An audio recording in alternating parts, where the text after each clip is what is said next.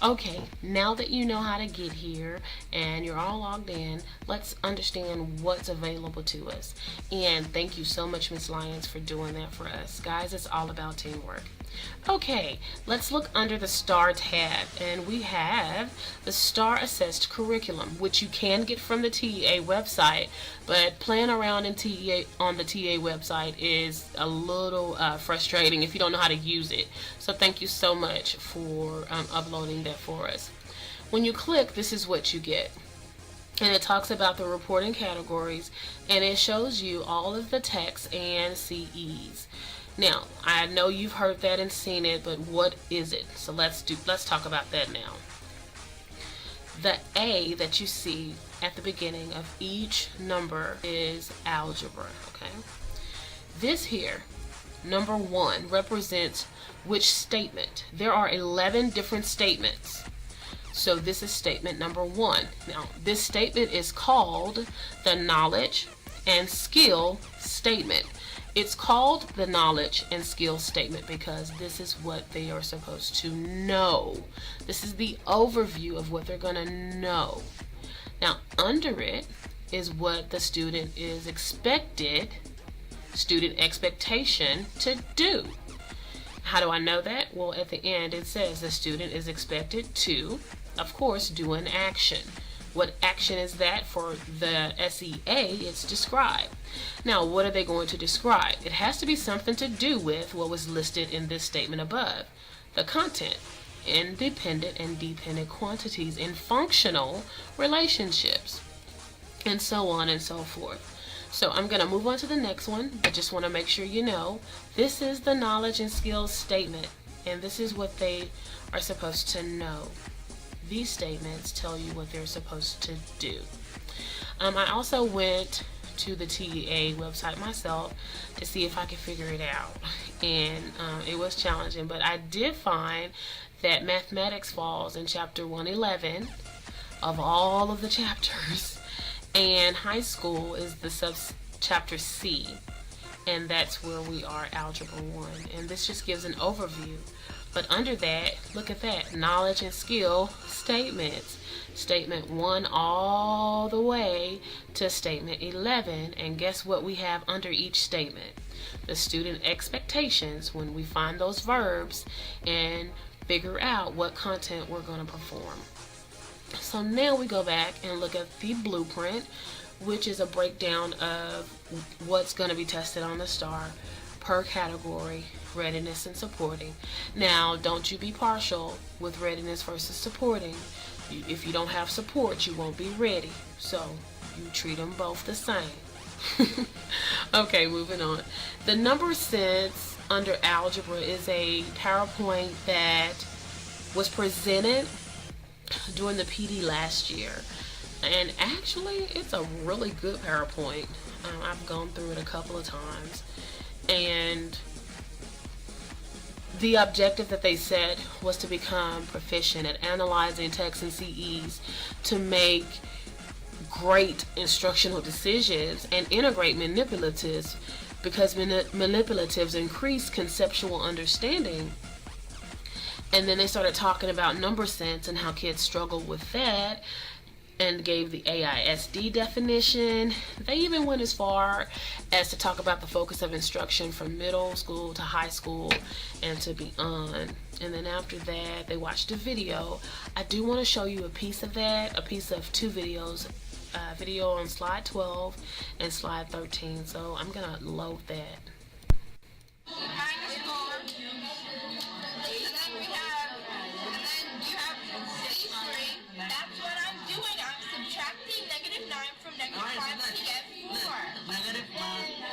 They use the chips to model. Okay, I'm putting in 5 cold cubes, so that's -5. I want to take out 9 cold. And that is some great energy. I would love for that to be in my classroom, right? Your classroom, right? Yes, of course. Let's look at the other video. 12 minutes. We split them into a second set of teams where one person did parallel lines, one person did intersecting. They can talk to each other and tell each other what they discovered in their first groups. Because you have 4, she has 1. Yeah. So they are learning, talking. That's awesome. So manipulatives are the way to go. After this, I know they addressed concerns because there were some, and then they addressed the benefits, and they gave an overview of the texts that were addressed, their concepts that align with those texts, and then the manipulatives used. And last but not least, here are the references for the PowerPoint. So you can click and look and see for yourself. So that's awesome. I wanted to talk about the insider guide so that you would understand what they are.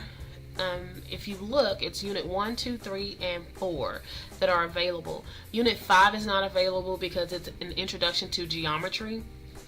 But what they did was they uploaded this in response to the data that the district received from the high schools. Let's see if we can pull this up. They put the essay description, they even unpacked the text and wrote all of this. Gave instructional approaches for the kids that obviously aren't getting it. Hey, what you're doing in your class may not be working. Try this. And then they found reliable resources that have been researched, resources that have been successful. I want to focus here on this resource, the Charles A. Dana Center Algebra 1 assessment, because that is on the Algebra 1 website. And I wanted to show you that. But before leaving here, I wanted to just kind of throw in that please don't overlook these insider guides. I mean, a lot of time and research went forth to produce reliable, beneficial, and successful interventions. I mean, just to find the right instructional approaches to write down and the right resources. I mean, the time invested alone had to have been massive for this to take place. So they're very good resources to use and look into. Here, if you look down below, the Algebra 1 assessments Dana Center, just click on that, and this is what comes up. And this is also good. So I wanted to show you where it was. These are good projects you can use in your class.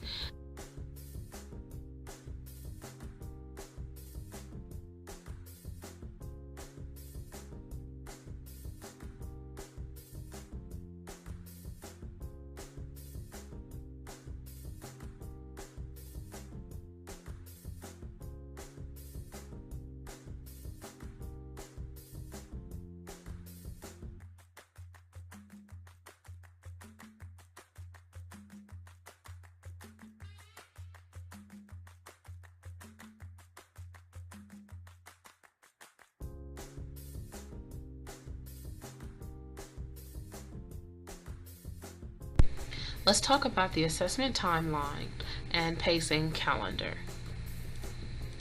The timeline simply tells you when your testing windows are for the 2 curriculum assessments that you will be given from the district. In this column, each X represents the text that your students must have mastered by the time they take their curriculum assessment 1. The testing window is November 10th through the 21st. Curriculum Assessment 2 has a testing window of March 30th through April 10th. Now, if we want our students to have mastered these texts, we need to make sure that we're using manipulatives in our classrooms, using our PLCs to plan those great activities to get our kids to not just stay at level 1, but reach or start approaching level 3 questioning in class. Now let's look at the pacing calendar. And there is so much information in this one little calendar. It's just simply amazing. Briefly, I'll go through it, but I want to leave you a little something for yourself to go and look through. Here we know that the blue is the professional development, the red is for holidays, and then final exams will be in yellow. If it's underlined and italicized, it's going to be the district common assessment or curriculum assessment and state assessment.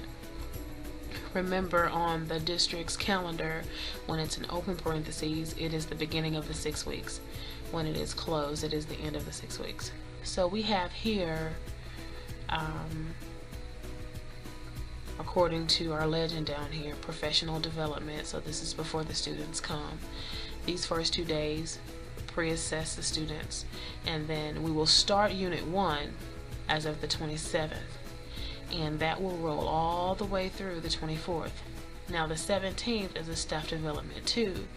It is the lead forward training that is mandatory for all Algebra 1 teachers to be there.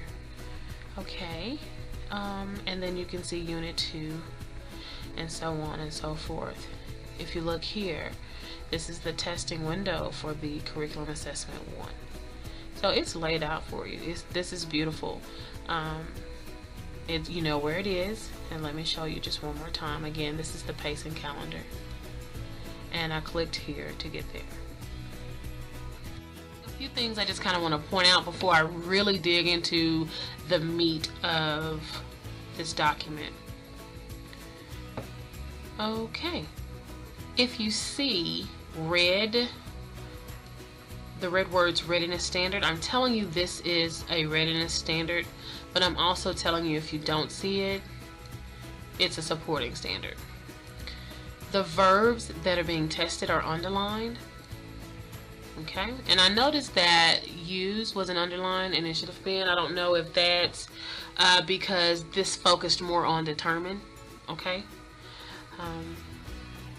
you will see TSIET, and at the bottom of the document it says the student is expected to. Okay, and you'll see here the student is expected to. If you've never seen that, you wouldn't know. This here is a star release question. It's in this column.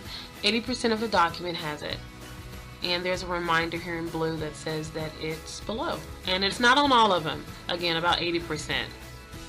And what else did I want to point out? The recommended resources. Now I know this took some time, because these are not just fill-in information resources. These are resources that have been researched. Reliable sources have put in input on this. These are proven, and they've been successful. The active algebra, there is someone on your campus that has access to that or has had the training. So speak with your department chair or your level lead. The Dana Center Algebra 1 assessments.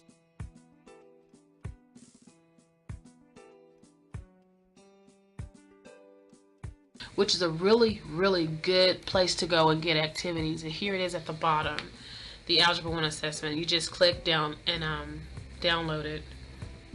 Okay, let's go back. Under the additional resources, this is really for interventions, and these are links in the document, so you can open it. And look, this is a calculator trick from the TI website, or calculator game, or some instruction that will help your learners that are having issues getting it, get it. So let's move on. Here's another link. And then let's see, did we go over everything? Yes, readiness, yes, we did that. Yes, we did that. Yes, we did that. Yes, we did that. Yes, we talked about that. And last but not least, we want to talk about the first page. It's an overview of the text. If you, let me close that.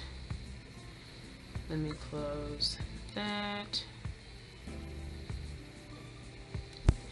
And on this document, I want to scroll to the top. Okay, this is the first page. Now, this column in the document normally is aligned or coincides with the TEKS being talked about on that page. But if you read this, it's an overview and generalization. There are notes, FYIs. That's because the first page is like an overview. It's like a summary. Even though it does go into, you have a star release question here. So don't let that confuse you, okay? Don't let that confuse you. And now what I'm going to do, I'm going to take this document, and I'm gonna make it a little bigger. We're gonna talk in detail about it. We're gonna get into what this is in depth. Now, this purple box has a lot of information, and if you watched the first video, you should understand this already, so you can fast forward to the next part. But if you did not watch the first video on this page, you need to pay close attention to the explanation here. The text it stands for text is essential, knowledge and skills statement. Essential meaning very, very important, knowledge meaning what they need to know, skill meaning content. So this is the content that the student is supposed to know. This is an overview of that content. This here is the student expectation. The student is expected to be able to do the following, and you notice I said do, meaning action, so a verb. And that's why they say find the verb. Because if you find the verb, gather, record, use, determine, then you know what it is to teach. Now, it's in brackets because they didn't test gather and record this last time. But they did test use and determine, and I bet you this use should be underlined. But they underline the verbs in the document as well. So after I find those verbs, I know I'm going to do something. I'm going to perform something. What am I going to perform? I'm going to perform the content, the skill. And that skill has to be related to the statement up here, because this is the umbrella, and this is like me under the umbrella. This is the expectation of what was mentioned first, the overview. So we gather, we record, and then we use those data sets to determine functional relationships between quantities.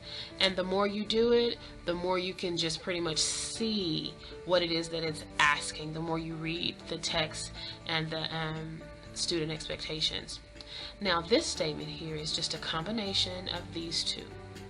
For clarity, for those that have not practiced reading the text and SEs, this here will make it a little easier until you have developed that skill, so that you can have really and make really good instructional decisions. So the student is expected to identify when a relationship is a function from given tables, ordered pairs, graphs, and mapping diagrams. Now, it says under that, see the release star question item below, and you should see that on 80% of the ones that actually have the questions attached. So here it is. And remember, this is just one of them. So this is one way to test it, but there are so many other ways to test this item.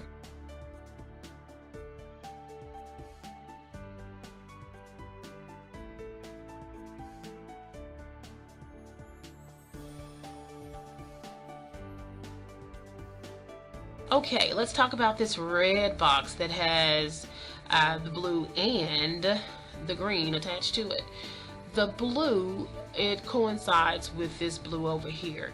The approaches that a teacher should take to achieve the intended learning expectation and outcome. That is very important, because what do you want your kids to learn? That's step one of PLC. What do you want them to learn? That's what you should be talking. What is our goal? We're talking about in your PLCs. And then here, let's talk about this. They have given recommended resources. So yes, they have researched it. Yes, they have used reliable sources to get this information. And yes, they have seen that, and it has been proven that these are successful. Okay?